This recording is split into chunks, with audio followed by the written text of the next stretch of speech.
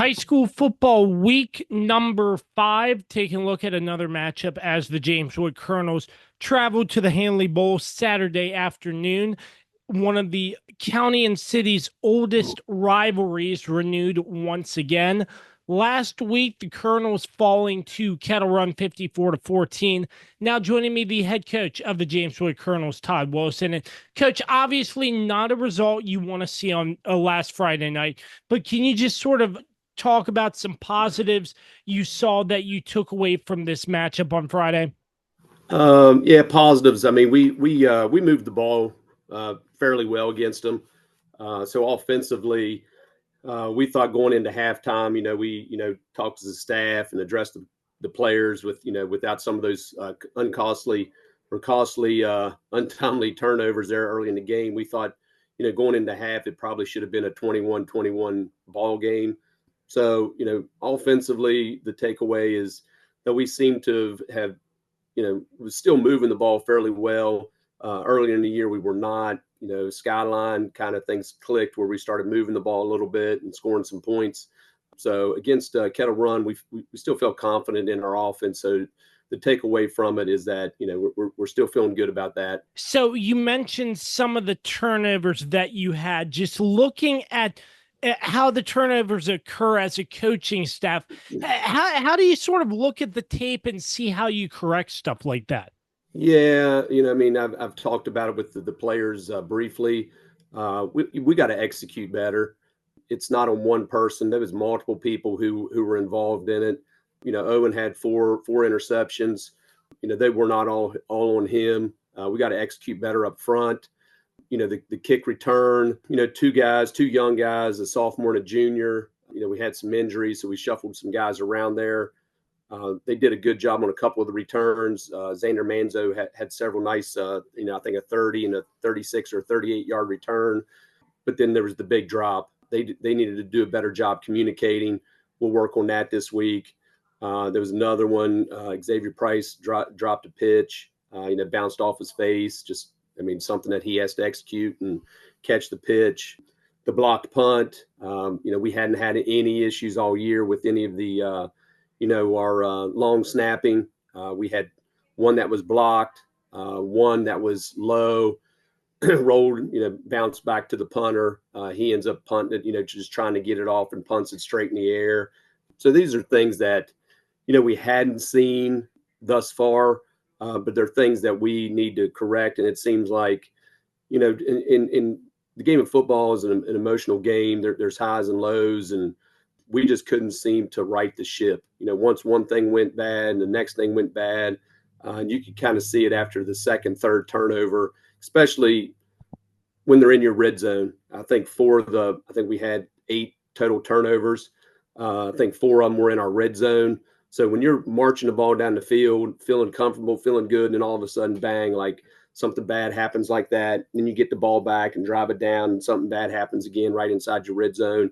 It's a big letdown. So, these are young kids. We talk about, adversity, dealing with adversity, but, when things like that happen, it definitely impacts your morale and your team.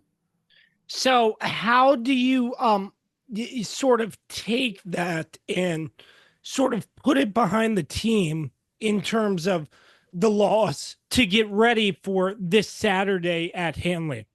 Well, one good thing about it, it's kind of a double-edged sword. Handley's a really good football team, but it is Handley. So there's not usually a whole lot of, have to pump the kids up or anything like that. They know what this game means to the community, especially our community that's been around for a while. At one point in time, everybody knows it was, just Handley and James Wood. It's the longest kind of rivalry in the area. So, the kids are familiar with the players at Handley. Anytime you play an in-county or in-city, team, some of these kids have played on like youth league teams together. They've maybe played on, some travel basketball teams together. So they're very familiar with one another. So it's great for the community. It's great for the teams that are in these type of rivalry games and, inter-county or inner-city, kind of games like this. And you don't really have to say a lot to put last week's game behind us. We felt we addressed it on Monday.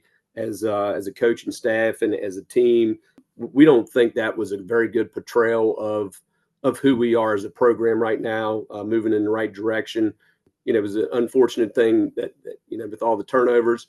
So we don't think that that's going to be who we are as the year progresses. So taking a look at Handley and seeing the weapons that they have as a coaching staff, how do you look to stop their explosive offense in terms of the game Saturday? What are you trying to get them to stop doing to essentially make them left-handed, if you get what I mean?